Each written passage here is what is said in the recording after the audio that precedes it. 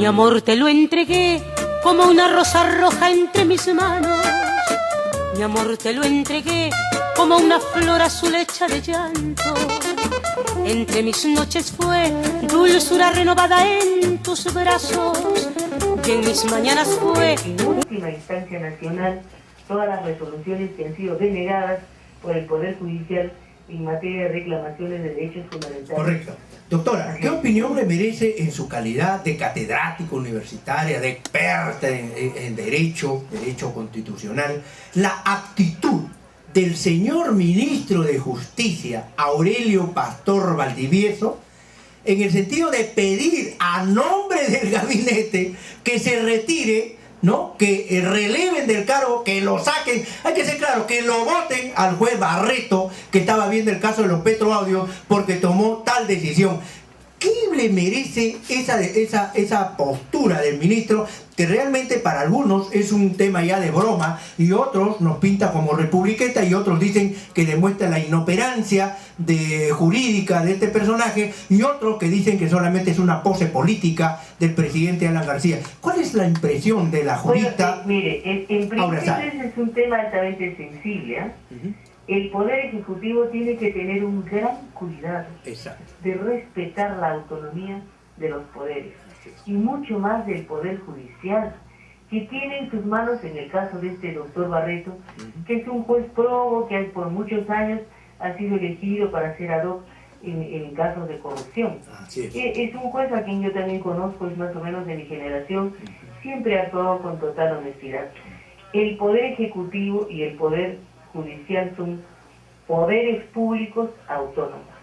El solo hecho que haga una exhortación y en realidad hace que haya unas tremendas suspicacias de que quiere imponerse y sobreponerse este poder político con respecto del Poder Judicial.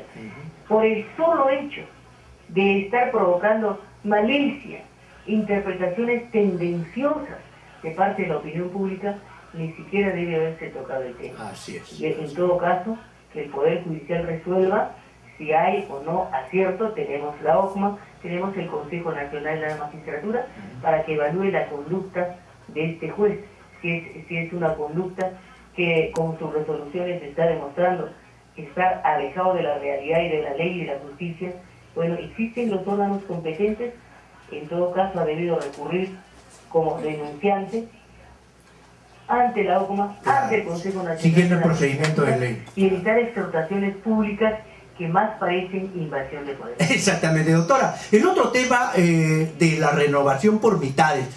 Muchos expertos, muchos juristas dicen que no es viable, ¿no es cierto? Que jurídicamente, inclusive, la amenaza de que se iba a cerrar el Congreso, inclusive no podía correr, jurídicamente está vedada ya esa salida. Pero de otro lado, la renovación por mitades traería inestabilidad para el próximo gobierno que venga, y esto favorecería a ciertos intereses políticos muy claros. ¿Cuál es la opinión de la jurista con respecto a la conveniencia o no de la renovación de mitades del Congreso? Mire, en principio la Constitución no se puede variar de un momento a otro. Usted sabe, como abogado, doctor del Castillo, que la Constitución, para que un solo artículo de la Constitución se modifique, tiene que pasar por la reforma constitucional que establece la propia Constitución del 93 que está vigente, que establece en el artículo 206 que tiene que haber 2 legislaturas ordinarias en las que sea aprobada la pretensión de reforma constitucional. Si los congresistas votan porque se reforme con 80 votos, ya no habrá referéndum. Y si votan con menos de 80 votos, pero hay la voluntad conforme de más de la mitad de los congresistas que no llega a 80 votos por la reforma, tiene que haber necesariamente el referéndum. Entre tanto, haya ese proceso que necesita un año, este régimen y está por terminar, va a ser imposible cualquier reforma. Además, que cada 2 años y medio haya elecciones, sería para que el Perú pase de elección en elección en un tumulto, en un enfrentamiento permanente. Eso debe ser repensado, debe ser totalmente analizado para ver la procedencia. En todo caso, que se haga la reforma de cuáles serían las exigencias para ser congresista.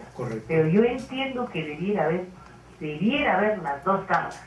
La reforma debe ser estableciendo la Cámara de Diputados y la Cámara de Senadores, porque es vergonzoso que hoy día nosotros tengamos un número de congresistas igual que en la época de la guerra con Chile, desde hace más de un siglo.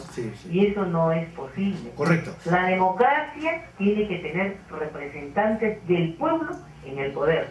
Y ahora no hay, no lo hay. Correcto. Doctora, la última pregunta es referente al tema de Alas Peruanas, que no es un tema solamente de una universidad que está actuando, ¿no es cierto?, digamos, sin cumplir con los requisitos que la misma CONAFU dispuso y a través de decisiones judiciales, sino porque estaría constituyéndose, ¿no es cierto?, en una organización mafiosa. La revista Caretas acaba de denunciar que el congresista Edgar Núñez, inclusive, hipotecó por para obtener 1 millón de soles cierto terreno en alianza con el hijo de Fidel Ramírez Prado, rector de Alas Peruanas.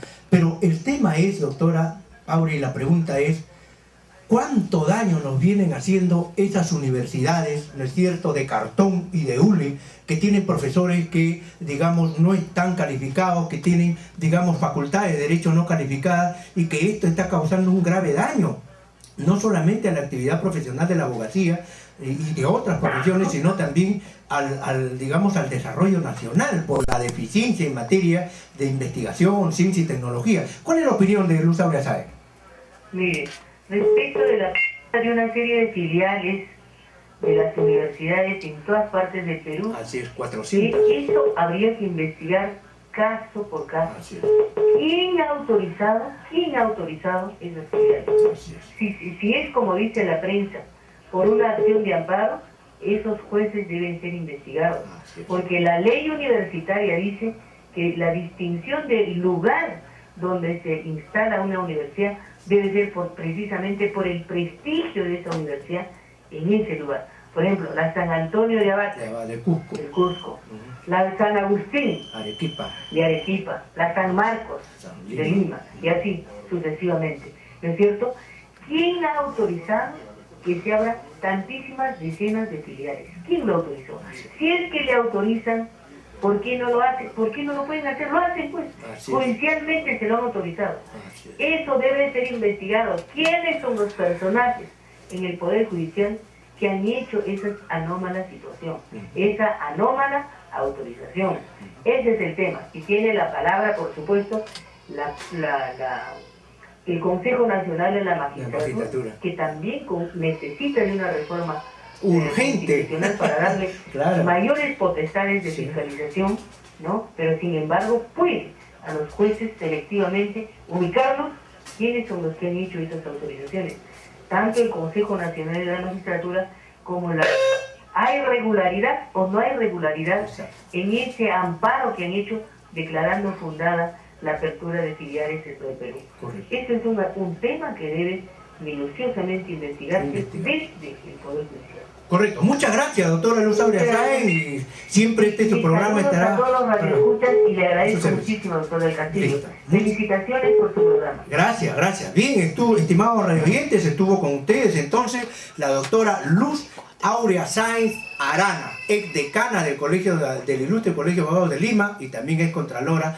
Ustedes la han podido escuchar, solvente y, digamos, clara y directa en sus opiniones.